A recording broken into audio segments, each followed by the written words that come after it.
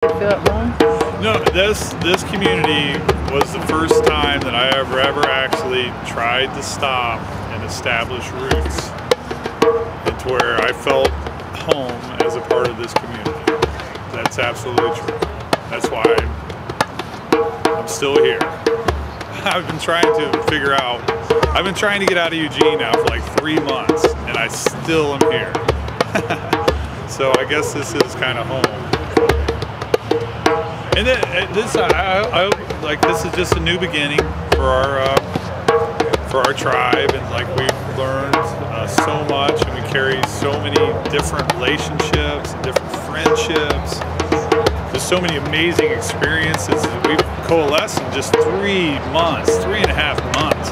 Everybody, I think people lose the context that we've actually only been doing this for like 100 days, and the amount of impact, energetic impact that we've made upon our reality, on human existence in just 100 days is amazing.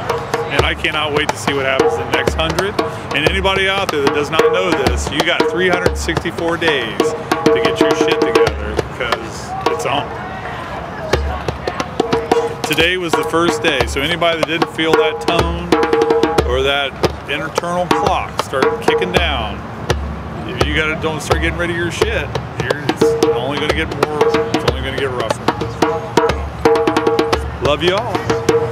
Come visit me anytime.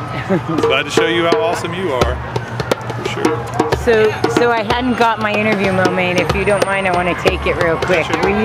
Will you do the name, your name and history moment? Yeah. I am the outlaw Benjamin Cook, and I'm actually a master mason. I've been a bricklayer for all my adult life.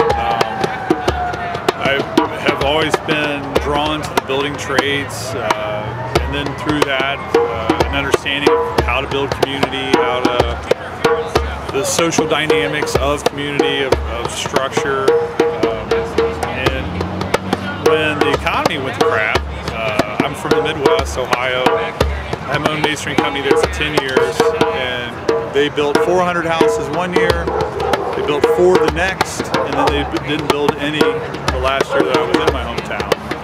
And so I went from making $85,000 to $100,000 a year, bring home, to nothing, pretty much in a matter of a couple years. And so I had to figure out what my new profession was going to be, and it was just so, I was blessed enough to be able to play guitar and write songs, so I turned that tragedy, I guess, into my sounding board to sing music about the social dynamic that I didn't understand how that we ever contrived this thing in the first place. And now everybody's woke up to what's going on. So, past that, I'm trying to, I have 3 beautiful children in Ohio that understand the complexities of society, and you know, it's amazing to me that they're 16, 13, and 10 have a better understanding than most of the adults that I'm out here trying to help with their own awesomeness. So tell me, what brings you to the cause of Occupy? What is Occupy to you? Well, I think Occupy is just one of the stages in the transcendence of humanity, where this is one of the first beginning dynamics to where people that don't have any kind of understanding of social dynamic or social consciousness, by this organic thing, have had this exposed wound, I've heard a couple times, my community called, but that there is a lost tribe, and I feel like specifically me as an individual have trained myself to the point where I have a voice, and people for some reason want to listen to me, and there's a lot of my brothers and sisters that don't have that voice and aren't allowed to speak for themselves or in whatever dynamic. So that's why I'm here, is to try to lend a voice to the people that can't be heard. I guess why I joined the movement. This is absolutely the first club I've ever joined, too, to be honest. I mean, I've always been a rainbow kid and a hippie kid, but never really, the Occupy to me is the beginning stages of an understanding of what a globalist society is. Where humans being human is what I'm hoping that comes from this whole experience, or at least what I try to put out there. So how about this site? What has been amazing for you? What is your experience of this site? Well, probably the coolest thing that has happened for me as a person here is that I got to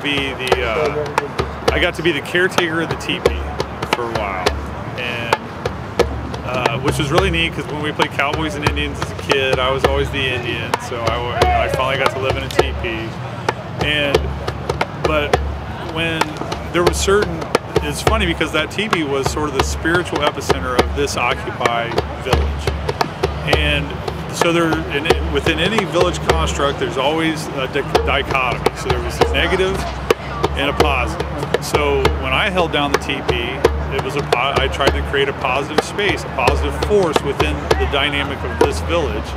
But there was also an opposing force that was trying to keep me from being able to do that. And so, needless to say, over days, it got to the point where finally I could not control the teepee as a community space anymore.